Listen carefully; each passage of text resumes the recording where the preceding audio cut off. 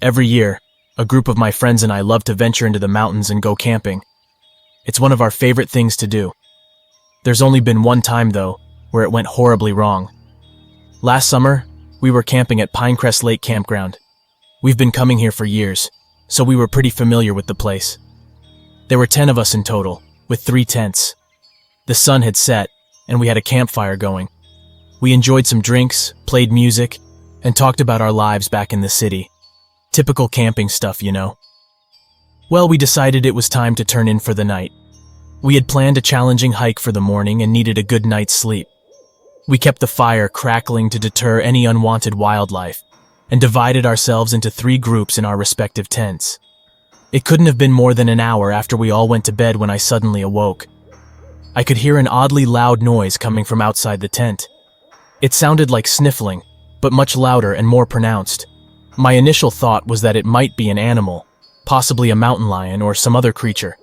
So I quietly woke up my tent mates and urged them to stay silent and listen.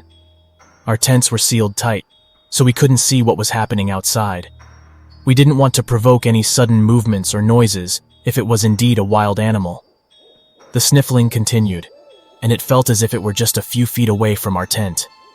I texted my friends in the other tents to check if they were awake and could hear the sniffling.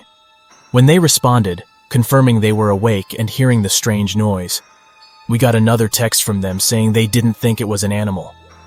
That's when screams pierced the night, and by this point, we didn't care what was out there. It sounded like our friends in the other tents were in danger. We unzipped our tent and rushed out. What I witnessed was my friends shouting and trying to fend off an unknown individual who was now fleeing into the woods. I only caught a glimpse of him, but he looked disheveled. No shirt, with long, unkempt hair. He was running frantically. One of our friends from the other tent told us that whoever he was, the man had been rummaging through our belongings. We quickly took inventory of our supplies and realized that we were missing food, some lanterns, and most worrisome, the hatchet we had brought for chopping firewood. Knowing that this erratic stranger had a hatchet and was running loose in the wilderness, we wasted no time packing up our gear and hiking back to our cars. Thankfully, we didn't come across him again, but there was no way we were going to spend the rest of the night with a crazed person wielding a hatchet out there. We reported the incident to the local authorities the next day. To the best of my knowledge, the man was never apprehended, and there haven't been any other reports of campers encountering him in the area. We continue to go camping every year, but nothing like this has happened again, and I hope it stays that way. Don't miss out on the bone-chilling thrills. Subscribe now and prepare to be haunted by the horrors that await. Last summer, a friend and I embarked on a camping adventure in Green Valley State Park in Iowa. It was a great place to camp with hiking trails, biking opportunities, a quiet lake for boating, and great camping facilities. We planned a 2-day vacation, and the first day was full of typical camping fun. We had the opportunity to meet some old acquaintances from our high school days. However, it was the events of the second day that turned our trip into a strange and disturbing experience. As evening fell, my friend and I sat around a campfire. He was smoking a cigar while I was enjoying a glass of wine. We quickly got bored and decided to call it a night, retiring to our comfortable tent. Around 3:30 a.m., I suddenly woke up. The inside of the tent was shrouded in darkness, the fires dwindled, and the moon was obscured by thick clouds. I woke up to a strange knocking sound, similar to the impact of a bag of rocks hitting the ground. My friend remained asleep and was not affected by the noise. For a brief moment, I considered unzipping the tent and checking where the noise was coming from.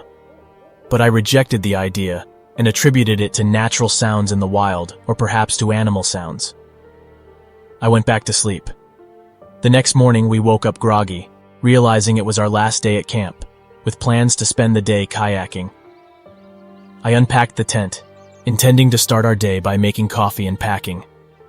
To my surprise, I didn't even take one step out of the tent before I encountered the severed head of a bald eagle lying at the entrance to the tent. It was an actual severed head, not a prop or fake. I prodded it with my foot, and when it rolled over, I saw the ghastly interior. My friend came out of the tent and saw the horrific scene, almost collapsing. I immediately remembered the startling sound I'd heard from the night before, and realized it must be the sound of this horrific discovery. The head had been cut so precisely and strongly that there were no rough edges or signs of struggle. The mystery was tantalizing. Who had committed this heinous act, and what was the motive behind leaving it outside our tent? We immediately contacted the park ranger, who involved the local authorities. Their confusion reflects our confusion. The shock and disgust was overwhelming, and we couldn't bring ourselves to enjoy the rest of our camping trip. My friend was so upset by the incident that we packed our bags and went home in a hurry. I share this disturbing story with friends and family, but no one can understand why or how such a terrifying event happened. If park rangers or authorities solve this strange mystery, I'll be sure to provide an update. Safe travels, fellow adventurers.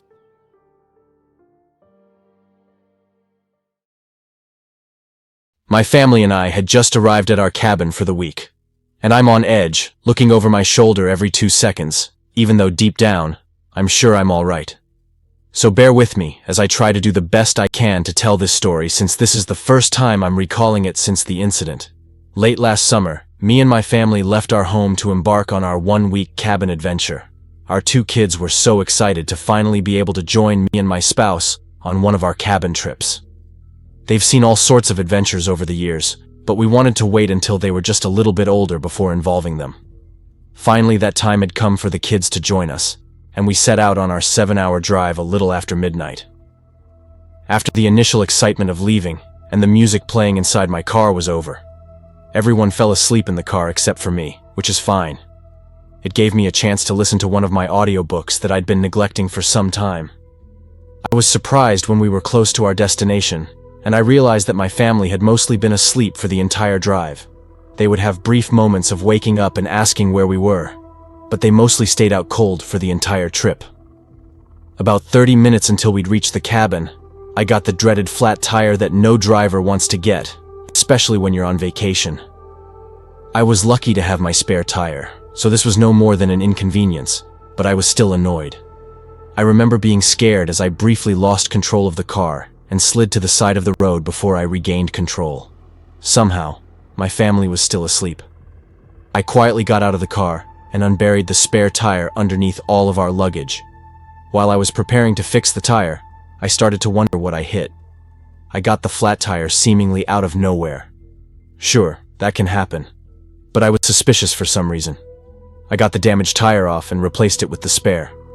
I was just finishing up changing the tire when I heard the light sound of someone clearing their throat.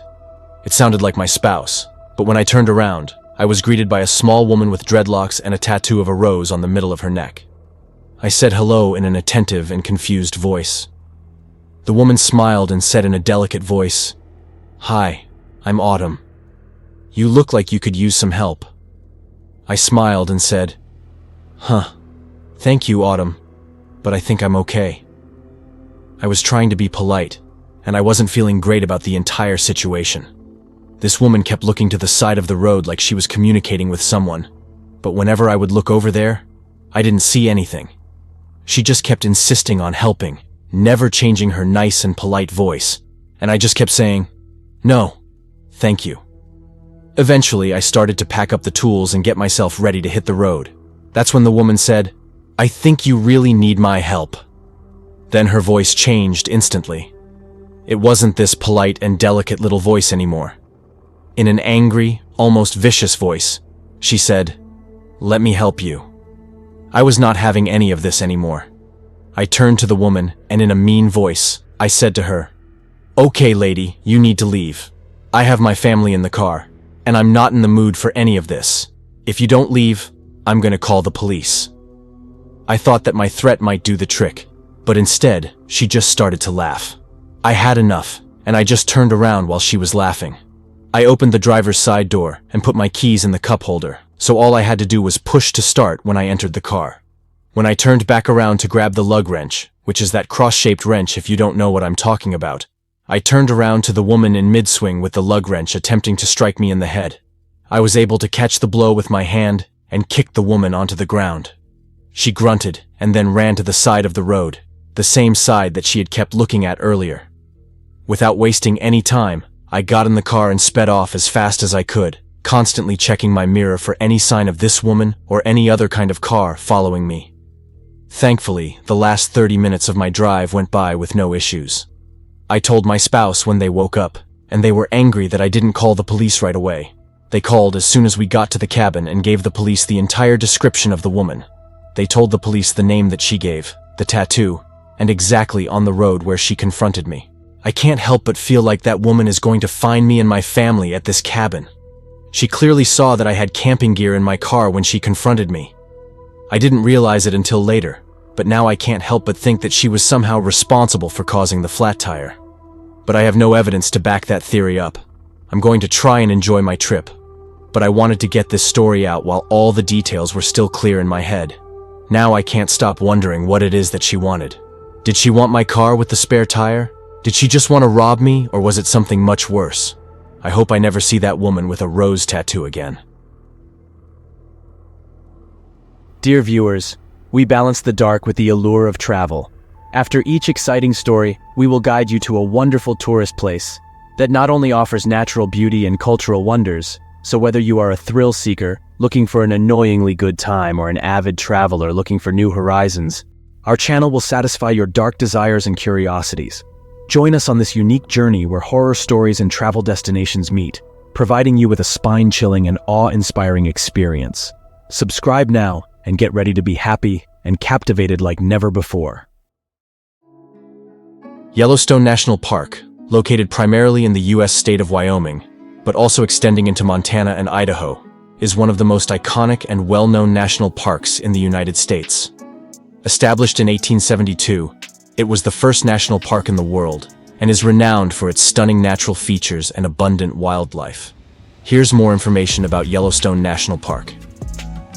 Yellowstone is famous for its geothermal features, including geysers, hot springs, mud pots, and fumaroles. The park is home to the famous Old Faithful geyser, which erupts with remarkable regularity. Yellowstone is a haven for wildlife enthusiasts. Visitors can spot bison, elk, grizzly bears, black bears, wolves, and a variety of other animals. The Lamar Valley is particularly popular for wildlife watching. The park boasts a diverse range of landscapes, from the colorful Grand Canyon of the Yellowstone to the serene Yellowstone Lake and rugged mountain ranges. Yellowstone offers numerous hiking trails that cater to various skill levels, taking you through some of the park's most breathtaking areas. Fishing, boating, and camping are also popular activities. Yellowstone has several campgrounds within the park, offering both primitive and developed camping experiences. Reservations are highly recommended, especially during the peak summer season. There are several visitor centers throughout the park, including the Old Faithful Visitor Education Center and the Canyon Visitor Education Center, where you can learn about the park's geology, ecology, and history. Grand Canyon National Park, located in the northern part of Arizona, is one of the most iconic and visited national parks in the United States. It is renowned for its immense size, breathtaking landscapes, and the awe-inspiring Grand Canyon, which is carved by the Colorado River. Here's more information about Grand Canyon National Park. The centerpiece of the park is the Grand Canyon itself, a colossal chasm that stretches for approximately 277 miles, 446 kilometers, and reaches depths of over a mile, 1.6 kilometers. The views from the canyon rim are breathtaking, and there are numerous overlooks and vantage points for visitors to enjoy. Grand Canyon National Park offers a wide range of hiking opportunities, from easy rim trails to challenging backcountry routes. Some of the most popular hikes include the Bright Angel Trail, South Kaibab Trail, and the challenging rim-to-rim hike. Rafting trips on the Colorado River are a popular way to explore the canyon from below. These trips can range from one-day excursions to multi-day adventures. If you prefer not to hike, you can still enjoy the breathtaking views of the canyon by taking scenic drives along the rim. The South Rim Drive and Desert View Drive provide stunning vistas and overlooks. Grand Canyon National Park has multiple visitor centers, including the Grand Canyon Visitor Center and the Desert View Visitor Center, where you can obtain maps, information, and educational exhibits about the park's geology and natural history. The park offers several campgrounds, but they can fill up quickly, so reservations are recommended, especially during the peak season. Backcountry camping permits are also available for those who want to explore the inner canyon. In addition to camping, there are lodges and hotels within the park, including the historic El Tovar Hotel and Bright Angel Lodge, providing accommodations for those who prefer a more comfortable stay. Grand Canyon National Park is a photographer's paradise, with changing light and shadows creating dramatic landscapes throughout the day. Sunrise and sunset are particularly popular times for photography. Remember that the Grand Canyon's weather can vary significantly depending on the season and elevation, so it's essential to plan accordingly and be prepared for changes in temperature and conditions when visiting this magnificent natural wonder.